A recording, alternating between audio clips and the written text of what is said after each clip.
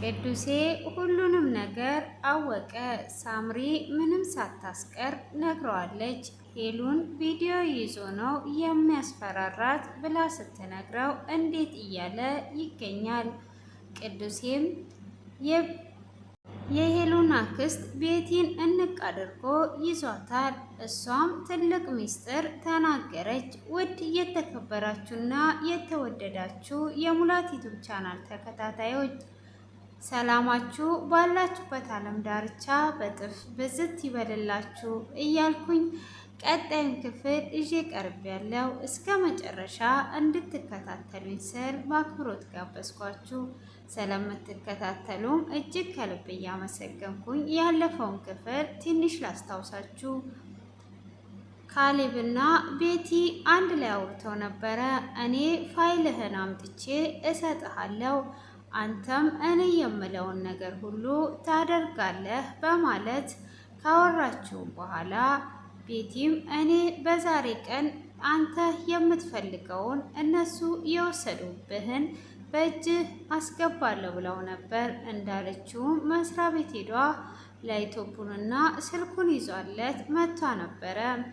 እሷም ወደ እሱ ጋር እንደቀረበች ይኸውልህ ንብረትህን አምጥቻለሁ፣ ቃልህን እንዳታጥፍ እኔ በአንድ ጊዜ ነው ያመጣውልህ፣ አሁን ታየዋለህ፣ ግን ከእንደገና ላስታውስ ብዬ ነው ቃልህን እንዳታጥፍ እያለች ማስጠንቀቂያ ስትነግረው ሳምሪም እስቲ ካሌብ ምናልባት ከወሰደ በአነጋገሩ ስለምናቅ ካሌብ ጋር ደርሼ እመጣለሁ ብላ ከሄሉ ጋር ተለያይታ ነበር። ሆኖም እዛ እንደደረሰች ስታያት ቤቲ ፋይሉን ሁሉ ወስዳ ለካሌብ እየሰጠች አይቷት ነበረ። ሳምሪም እጅግ ትደነግጥና ከርቀት አይቷ ስትመለስ ቤቲም ታያታለች። ቤቲም ኔ ቀጥ በይና ተመለሺ፣ ምን ፈልገሽ ነው የምትከታተይኝ ብላ ትላታለች። አይ እትዬ እኮ ሱቅ ልካኝ ነው ብላ ስትላት አንቺ ወሬኛ፣ እንዴት አሰሪና ሰራተኛ ይሄን ያህል ሚስጥረኛ ሆናችሁ? ስለዚህ እኔን አላየሽኝም፣ ምንም ነገር ያየሽው ነገር የለም። ይሄንን ነገር ለራስሽ እንኳን መልሰሽ ብትናገሪ አለቅሽም። ምንድነው የምትከታተይኝ ብላ እጅግ ትቆጣትና በይ ቀጥ ብለሽ ወደ ቤት ሂጂ፣ የምን ሱቅ ነው እየተከታተልሽኝ ነው ያለሽው አንቺ ወሬኛ ብላም እጅግ ከተቆጣቻትም በኋላ እንድትሄድ ታደርጋታለች። እሷም እሺ በቃ እሄዳለሁ ብላ እየሮጠች ስትሄድ መስኪን መንገድ ላይ ታገኛታለች። መስኪም አንቺ ቆሌ ከየት ነው የምትመጪው? ወዴት ነው ደርሰሽ የምትመጪው? ለምንድን ነው እኔን ስታይስ የደነገጥሽው? በማለት መስኪ ትጠይቃታለች። መስኪም ስትጠይቃት ሳምሪ እኔ የማውቀው ነገር የለም እትዬ ሱቅ ልካኝ ነው የምመጣው ብላ ስትላት እንደዚህማ እንዲሁ እንዴት ደነገጥሽ ካዲያ? በፍጹም ልትደነግጫችም አንቺ ቁራጭ እያለች እየተናደደች ትገኛለች። ካሌብም ላይቶፑ ከመጣለት በኋላ በል ቃልን እንዳታጥፍ፣ አሁን እኔ የምልህን ታደርጋለህ። ይኸውልህ ንብረትህን አምጥቼልሃለሁ አሁን ትለዋለች። እኔ የምልህን ታደርጋለህ። ይሄንንማ እንዴት አድርገሽ በአንዴ እንዳሳካሽው አሁን ሜሉ የእጅ መዳፍ ውስጥ እንደገባች ነው። ዋና ይህንን ነው የምፈልገው ብሎ ይላታል። አሁን ምን ታደርገዋለህ? ሄሉ ቁር እንድትል ይሄንን ቪዲዮን ከፍተን በየሚዲያው ላይ እናሰራጨዋለን። ከዛ ሄሉ ክሽሽ እንድትል ማድረግ ትችላለህ ብላ ትለዋለች። እሱም እኔ ሄሉ እንድትደነግጥና ክሽሽ እንድትል ሳይሆን የምፈልገው ሄሉ የኔና የኔ ብቻ እንድትሆን ነው የምፈልገው ብሎ ይላታል። እሺ በቃ ብዙ ከማውራታችን በፊት ፋይሉን ከፍተን እንየው በማለት ፋይሉን ይከፍተዋል። ፋይሉንም ሲከፍተው ባዶ ነበረ። እንዴት ነው ባዶ እቃ የምታመጪልኝ ብሎ ይላታል። እሱን የተነጋገርነው እቃህን እንዳመጣልህ እንጂ ከፍቼ ፈትሽና በርብሬ እንዳመጣ አይደለም የተነጋገርነው፣ ምንም የማቅል ነገር የለም በማለት ትመልስለታለች። እሷም እንደዛ በምትመልስ ሰዓት አሁን ኬት አመጣዋለሁ? ምኑን አመጣሽልኝ? እኔ ቀፎውን ምን አድርግበታለሁ? ይሄ ባዶ ቀፎ እንዴት ታመጭልኛለሽ? በማለትም እየተናገራት ነበረ። እሷም ይሄ ያገለግልሃል፣ ምንም አይነት ቀፎ አይደለም ብላ ትለዋለች። እሱም በፍጹም ይሄንን ምን አድርገዋለሁ ብሎ እየተናደደ ሄሉ ሁሉንም ፎርማት አድርገዋለች። እዚህ ውስጥ ምንም አይነት ነገር የለም፣ በምንስ ነው የእጅ ማድርጋት? ስለዚህ ሌላ ነገር መፍጠር አለብኝ በማለት ሌላ ነገር ያስባል። እሷም ሌላ ነገር ምን አሳሰበህ? ስልክ ቤት ወስደህ እኮ ማስገልበት ትችላለህ፣ ሁሉንም ነገር ያመልሱልሃል ትላለች። ይሄ ሀሳብ እንዴት አልመጣልኝም? በቃ አሁን እዛ መሄድ አለብኝ ብሏት እሱም ወደ ስልክ ቤት ይዞ ይሄዳል። ቤቲም እንግዲህ በአሁን ላይ መስከረምን ተጫውተው ውጪ ልታደርጋት እያሰበች ስለሆነ መስኪንም መንገድ ላይ ታገኛታለች። መስኪም ምን ነው ስታይ እንደነገጥሽ? ከየትስ ነው የምትመጪው? ብላ ትላታለች። የምመጣው ካሌብ ጋር ሄጄ ነው፣ ካሌብን አግኝቼው ነው የምመጣው፣ ስለ ስራው አውርቼው ነው ብላ ትላታለች። እንዴ ይሄ ነገር እንዴት ነው አልገባኝም። እኔን ገለልተኛ ልታደርጊ ነው ወይ? ከጨዋታው ውጪ እያረግሽኝ ነው ያለሽው። እኔ ምንም የሰማሁት ነገር አልነበረም። አንቺ ግን እየሄዳችሁ እያወራችሁ ነው ስትላት፣ እንዴት ነው ከጨዋታ ውጪ የማደርግሽ? እኔ ለአንቺ ያልነገርኩት ከሱ ጋር ጸብ ስለሆናችሁ እኔ እጄ ላውራው ብዬ አስቤ ነው። ምን እያሰብሽ ነው ያለሽው? እንዴት ከጨዋታ ውጪ አደርግሻለሁ ስትላት፣ እኔ የምፈልገው ግልጽ በግልጽ ነው። እንደዚህ እየተደባበቃችሁ እየተገናኛችሁ የሆነ ነገርማ ያሰባችሁት ነገር አለ። ይሄ ነገር ምንድን ነው ንገሪኝ ብላ ትላታለች። እሱ ምንም አላሰብንም፣ የምታምኝ ከሆነ እመኚ ብላ ትላታለች።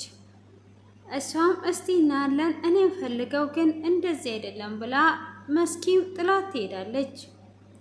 መስኪም እንደዚህማ በፍጹም አልተዋችሁም፣ ከጨዋታ ውጪ አድርገሽኝ ይሄ ሁሉ ንብረት አንቺ ልትወርሺ ነው ወይ? በፍጹም አልተውም በማለት መስኪም ትናገራለች። እንግዲህ አሁን ላይ መስኪና ቤቲ ራሱ በንብረቱ ገና ሳያገኙት እየተጣሉበት ይገኛሉ። ቤቲም ሌላ ሁሉ ቀላል ነው፣ ንብረቴን በእጄ ላስገባ እንጂ አንቺን ማስወገድ አያቅተኝም እያለች እንደዛውም ብቻዋን እያወራች እየሄደች ትገኛለች። መስኪም እንደማትለቃት እያወራች ስትሄድ መንገድ ላይ ካሌብን ታገኘዋለች። ካሌብንም ምን እያደረጋችሁ ነው ያላችሁት? እኔን ከጨዋታ ውጪ እያደረጋችሁ እናንተ የምትገናኙት እኔ አልገባኝም በማለት ካሌብን ትጠይቀዋለች። ካሌብም አንቺ አታስፈልጊም፣ ለስራው ከአንቺ በላይ ስማርት አክስትሽ ናት። ስለዚህ እኔ መስራት ምፈልገው ከአክስትሽ ጋር ነው። እኔ መንገዴ ላይ እንኳን እንዳላገኝሽ ብዬሽ ነበረ። ከመንገዴ ላይ ዞር በይልኝ፣ ምንም አይነት ቦታ ላገኝሽ አልፈልግም። ስለዚህ ዞር እንድትይልኝ እፈልጋለሁ። ከአንቺ ጋር በፍጹም አልሰራም ብሎ ይላታል። እኔን ከጨዋታ ውጪ ማድረግ አስባችሁ ከሆነ እኔ እሰራላችኋለሁ፣ ሁሉንም ነገር ይዣችሁ ገደል ነው የምገባው ብላ ትላለች። እሱም እስቲ ታደርጊውና እናያለን ብላ ትላለች ብሎ ይመልስላታል። እኔ አሁን ያለውን ነገር ለሄሉ ነግራታለሁ፣ ፋይሉን ወስዳ አክስቴ ላንተ መስጠቷን ብላ ስትለው፣ እሱንማ አደርጋለሁ ብቲ አክስትሽ በአንድ ገመድ ታንጠለጥልሻለች ብሎ ይላታል። እስቲ እናያለን፣ አንቺም ደግሞ ብትጠነቀቂ ይሻላል። የእህትሽን ባል ለራስሽ ለማድረግ እየሞከርሽ እንደሆነ ይሄንን ለሄሉ ነግራታለሁ። እኔ እንደ ቅዱሴ ቅዱስ ሆኜ ዝም አልልም። ስለዚህ ያለውን ነገር ሁሉ ለሄሉ እነግራታለሁ በማለት ይላታል። አፍህን ያዝ፣ እንደዚህ አይነት ነገር ምንም አይነት መናገር አትችልም ብላ ትለዋለች። እስቲ እንደማልናገር አሳይሻለሁ፣ አንድ ነገር ተንፍሺ፣ ካወዲ እኔ በምራመደው መንገድ እንዳትራመጅም ሲል ካሌብ ለመስኪ ማስጠንቀቂያ ይሰጣታል። እሱም እሺ ብላ ከተለያዩ በኋላ ሳምሪም ለቅዱሴ ያለውን ነገር ትነግረዋለች። ቅዱሴም ኩሽና ገብቶ ሳምሪን ግን ምንድነው ሄሉ እንደዚህ የምትጨናነቀው በማለት ሲጠይቃት እሷም በመጀመሪያ ጋሼ እኔ አንተ እናትዬ እንድትዋደዱ እንጂ እንድትለያዩ አልፈልግም። እትዬ በጣም ትወድሃለች፣ አንተም ታውቃለህ። ካንተ ተለይቷ መኖር አትችልምና ስለዚህ እኔ አሁን ስነግርህ እናትህ እንድትለያዩ ወይም ደግሞ በክፋት ሳይሆን በፍጹም እትዬ አንተን አጥቷ መኖር አትችልም። ስትሰማኝ ተረጋግተህ ስማኝ እባክህን ብላ ትለዋለች። እባክሽ ንገርኝ ምንድነው እሱ በማለትም ሲጠይቃት አይ እኔ እንድትጣሉ አልፈልግም፣ በመልካም ውሰደው ጋሼ እያለች እያባበለች ትነግረዋለች። እሱም እሺ በቃ ንገሪኝ ብሎ ሲላት እትዬን ካሌብ አስፈራርቷት አብራ እንድታድር ካደረጋት በኋላ ቪዲዮ ቀርጿት ነበረ። ያንን ቪዲዮ ይዞ በዛ ቪዲዮ ነው የሚያስፈራራት ብላ ትነግረዋለች። ቅዱሴም ይሄንን ሲሰማ እንዴት ነው እሱ እንደዚህ የሚያደርገው? እኔ እሱ ጋር እንደሄድኩኝ ለሄሉ እንዳትነግሪያት፣ እኔ ሄጄ ሂሳቡን እሰጠዋለሁኝ በማደርገው ነገር ብሎ ይላል። ሳምሪም አንተ እንድትጎዳ በፍጹም አልፈልግም። እኔ እናንተ ሁለታችሁ ሰላም ሆናችሁ ብቻ እንድትቀመጡ ነው የምፈልገው። ስለዚህ ምንም ነገር አታድርግ ጋሼ ስትለው እኔ ምንም አልጎዳም፣ ግን ሄሉ እኔ መሄዴን እንዳትሰማ አደራሽን ጠብቂያት በማለት እሱም ይሄዳል። እሱም ሄዶ ካሌብን ካገኘው በኋላ ምንድነው ከኛ የምትፈልገው? ምንድነው እሱ? ሁሉንም ሰምቻለሁ። ቪዲዮ ይዘቅ የምታስፈራራት ምንም ስለ ቪዲዮ አታስብ በማለትም ይነግረዋል። አንተ ምን አይነት ነህ? ይሄንንም ስለ ቪዲዮ ሁሉንም ነገር አውቀሃል ማለት ነው ብሎ ይደነግጣል። አዎ አውቅ ያለሁኝ። ስለዚህ ምንም በዚህ የምታስፈራራት ነገር የለም፣ ከሄሉ ላይ ዞር በልልኝ ብሎ ይለዋል። ሄሉን የራሴ እስካደርጋት ድረስ በፍጹም አላቆምም ብሎ ይለዋል። እንዴት ነው ይህንን ቪዲዮ ሰምተህ ዝም ብትለው? ወንዶችን የምታሰድበው የወንድ አሰዳቢ ነህ በማለትም ይናገረዋል። ቅዱሴም እሷ አያገባህም፣ ግን ከሄሉ እንድትርቅ ላስጠነቅቅ ነው የመጣሁት ይላል።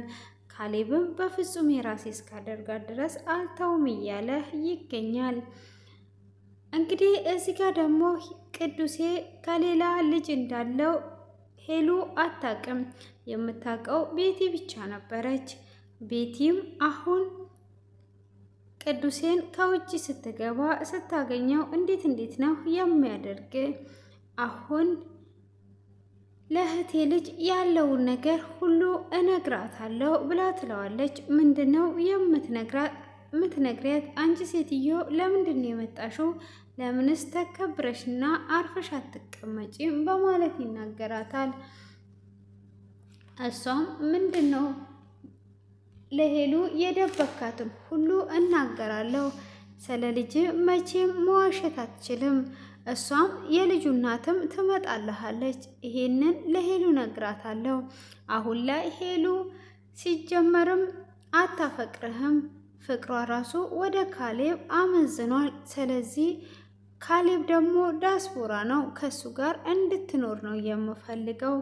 አሁን እንድትለያዩ እፈልጋለሁ ብላ ትለዋለች። ካሌብ ቅዱሴም አፍሽን ያዥ ብዬሻለሁ ብሎ ቢናገራትም እሷም እሱን የሚያናድር ነገር ሁሉ ስትናገረው ቅዱሴም በንዴት እንቅ አድርጎ ይይዛታል። ቅዱሴም እንቅ አድርጎ በሚይዛት ሰዓት እሷም እንዴት ነው እንደዚህ ደፍረ አንቀ የምትዘኝ እያለች ስትጨው ሄሉም ቤት ስለነበረች ሮጣ ትወጣለች። አንቺ ልጅ አርፈሽ ተቀመጪ ብዬሻለሁ፣ ለአሁን ማስጠንቀቂያ ነው ምትቀመጪ ከሆነ አርፈሽ ተቀመጪ እያለም እያስጠነቀቃት ይገኛል። እሱም በሚያስጠነቅቃትም ጊዜ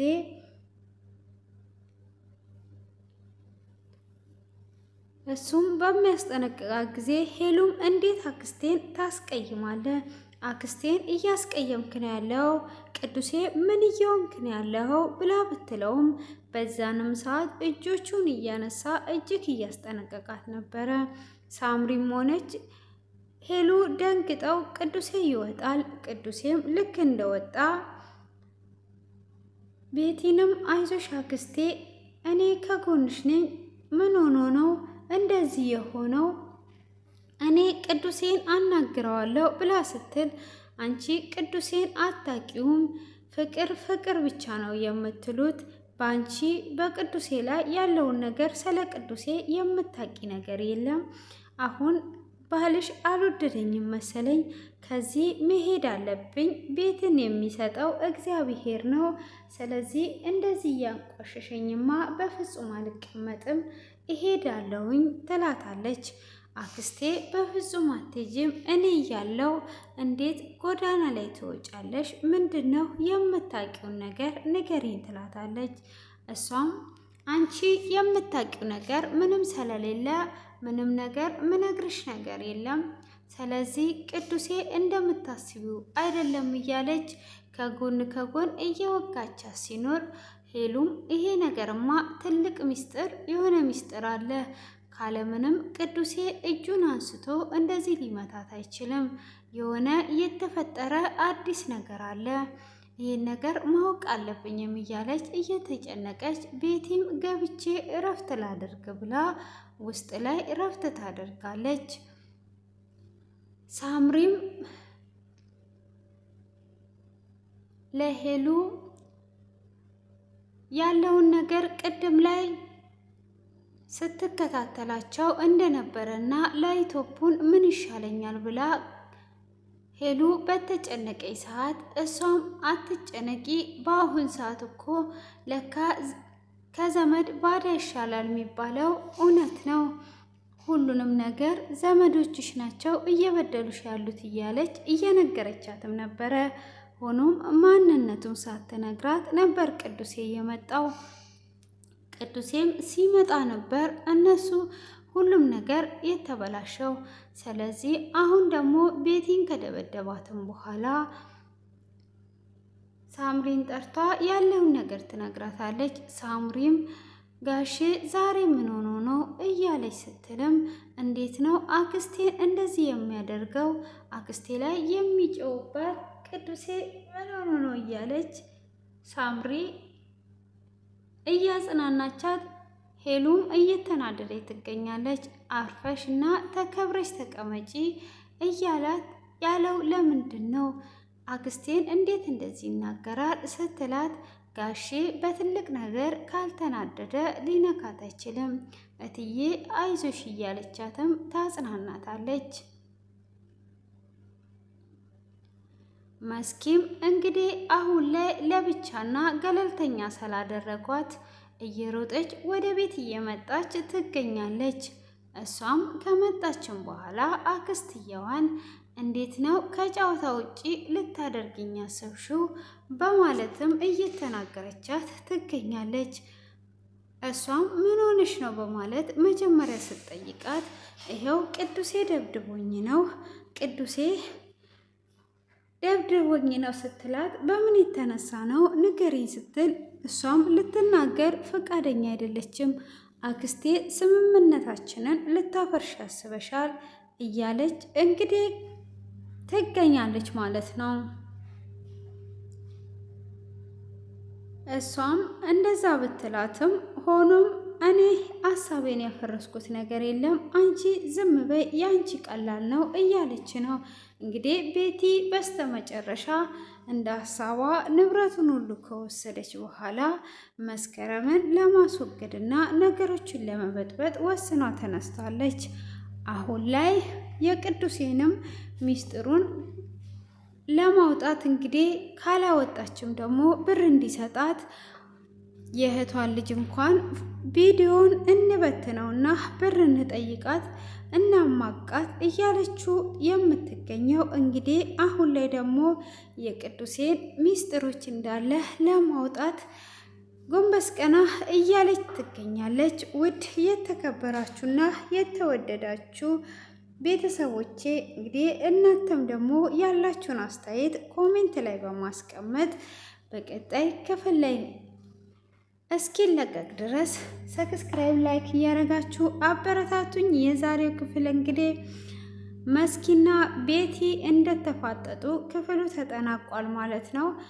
ቤቲም እኔ አላወጣውሽም እያለቻት እያስመሰለች፣ መስኪም እየተቆጣች እያለ እስቲ እናያለን በማለት እንደተፋጠጡ ክፍሉ ተጠናቋል ማለት ነው። ውድ ቤተሰቦቼ እንግዲህ እስከዚህ ሰዓትም በትዕግስት እየተከታተላችሁኝም ስለነበረ ከልብ አመሰግናለሁ። ተባረኩልኝ። እግዚአብሔር አምላክ ዘመናችሁን ይባርክ። ተባረኩ። ቀናችሁ ያማረ የተዋበ ይሁን። መልካም ቀን። በድጋሚ እስክንገናኝ መልካም ቆይታ